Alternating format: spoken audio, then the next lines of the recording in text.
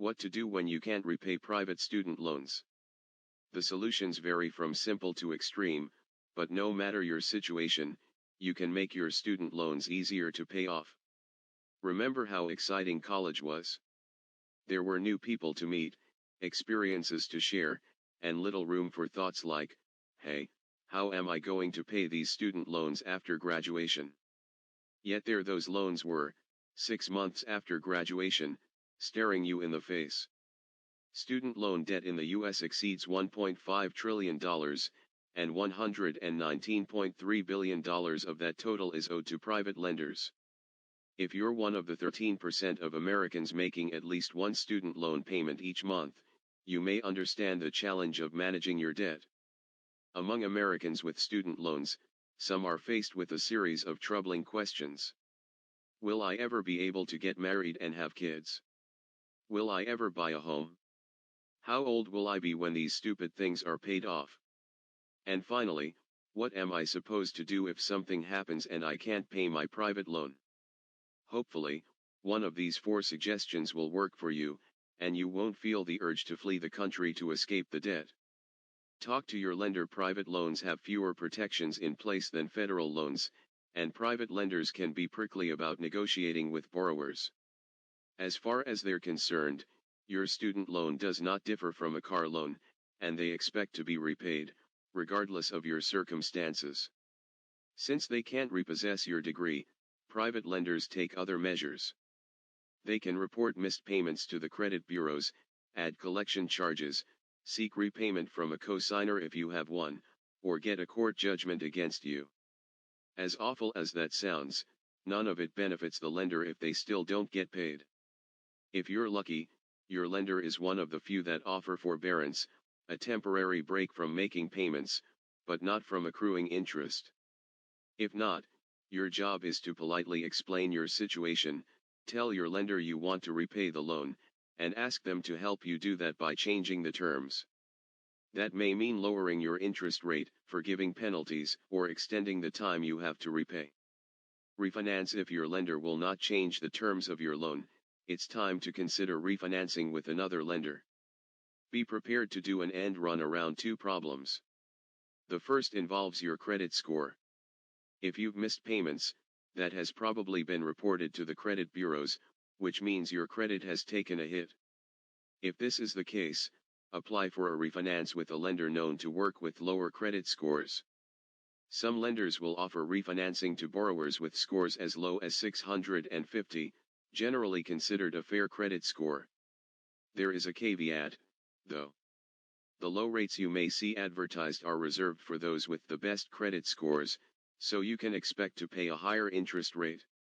It's also likely that you'll need a cosigner, particularly if your debt-to-income ratio is high. Also consider how much you'll end up paying for a refinanced loan in the long run.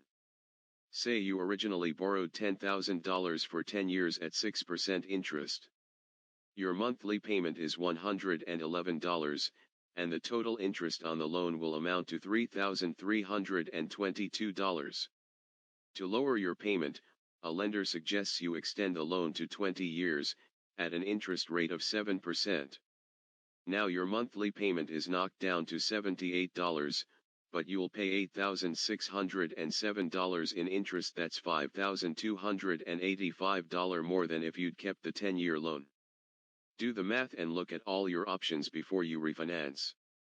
Add income. The suggestion that you add income when you're already struggling may strike you as insulting, but bringing in more income is one thing you can control. Decide how much you need each month and choose a money-making activity that fits your schedule and talents. You can easily mix and match, making some money through one activity and more through another. Pick up deeply discounted items online and resell them for a profit. Use your knowledge in fields like IT or law to answer questions on websites like Just Answers. It's fun, and you'll be paid for your answers. Become a pet sitter. Sign up with TaskRabbit to complete specific tasks for people in your area. Become a shopper for those who cannot or prefer not to go out. Create a brochure and let people in your neighborhood know you're available for hire. Give music lessons, write resumes, Wash and detail cars. Do whatever you're good at to earn the funds that will pay that private loan. If you're still stumped for ideas, here are a few more. File for bankruptcy. There's a commonly held belief that student loans cannot be discharged through bankruptcy. Although that's not exactly true, making it happen is about as easy as threading a needle while skydiving. Here's how it works: you file a bankruptcy case and, immediately afterward, file an adversary complaint stating that your federal and/or private student loans are an undue hardship. The problem is that no one has ever precisely defined what an undue hardship is. To come up with a fair definition, the courts eventually settled on what's called the Brunner test. At a minimum, the Brunner test requires that you prove three things: you will have less than a minimal standard of living if you pay your student loans. Your financial situation is not likely to change. You have made a good faith effort to repay the loans. The challenge for a bankruptcy judge is the inability to predict whether your situation will ever improve. Case law shows that student loans have been discharged in bankruptcy, but it is exceedingly rare. For example, student loans have been discharged for people who suffer from serious health issues or comorbid situations like homelessness and severe mental illness. Student loans are a heavy burden, and many legislators and would-be presidents are promising solutions to this nationwide problem. But theoretical remedies do nothing to help you today.